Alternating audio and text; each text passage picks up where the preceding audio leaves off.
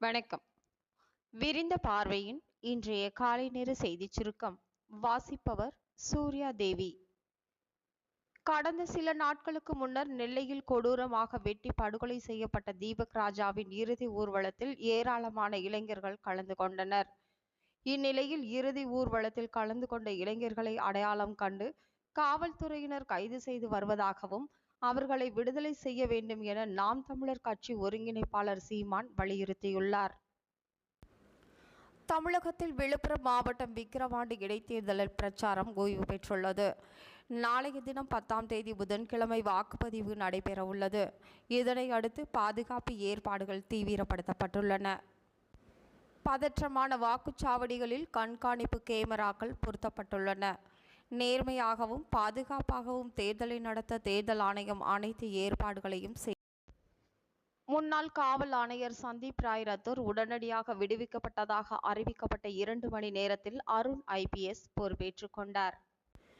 இதனை அடுத்து சென்னையில் சட்டம் ஒழுங்கை நிலைநாட்ட உரிய நடவடிக்கை எடுக்கப்படும். குற்றங்களை கண்டுபிடிக்க, போக்குவரத்து சிக்கல்களை சரி செய்ய உரிய நடவடிக்கை மேற்கொள்ளப்படும். ரவுடிகளுக்கு அவர்களுக்கு புரியும் மொழியில் காவல்துறையின் நடவடிக்கை இருக்கும். என்னிடம் பொறுப்பை ஒப்படைத்த முதல்வரின் நம்பிக்கையை நிச்சயம் நிறைவேற்றுவேன் என்று அருண் IPS தெரிவித்துள்ளார்.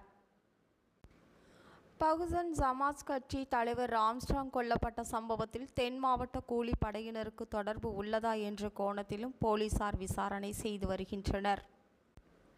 வேலைவாய்ப்பு அலுவலகத்தில் பதிவு செய்து 5 ஆண்டுகள் நிறைவு பெற்றவர்கள் வேலைவாய்ப்பற்ற இளைஞர்களுக்கான உதவித்தொகை பெற விண்ணப்பிக்கலாம் என வேலூர் கலெக்டர் அறிவித்துள்ளார்.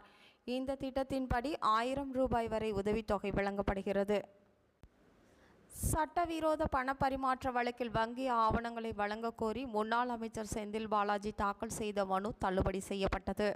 மேலும் கரூர் சிட்டி யூனியன் வங்கி கிளையின் கவரிங் லெட்டர் தொடர்பான ஆவணங்களை செந்தில் பாலாஜி தரப்புக்கு வழங்க அமலாக்கத்துறைக்கு சென்னை முதன்மை அமர்வு நீதிமன்றம் உத்தரவிட்டுள்ளது.